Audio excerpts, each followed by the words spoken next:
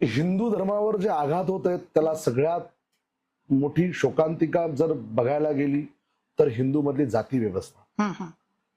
आजच्या हिंदू बांधवांना कळकळीचं आव्हान या इथून माध्यमातून कळकळीची विनंती एकच असेल की हिंदूंनी आपल्या जातीचा अभिमान बाळगावा, पण तो आपल्या घराच्या चौकटीच्या आतमध्ये. ज्या वेळेस आपण घराच्या बाहेर पडतो त्यावेळेस आपण एक हिंदू असतो आणि या राष्ट्राचा एक भाग असतो. हे विचार डोक्यात ठेवून जगलं पाहिजे. 1 कोटीपेक्षा जास्त जर आमच्या हिंदू माता भगिनी लव्ह जिहादच्या जाळ्यामध्ये ठरवून ट्रॅप केल्या जाऊ शकतात. अनेक मस्जिदीमधून असे फतवे जारी केले जाऊ शकतात.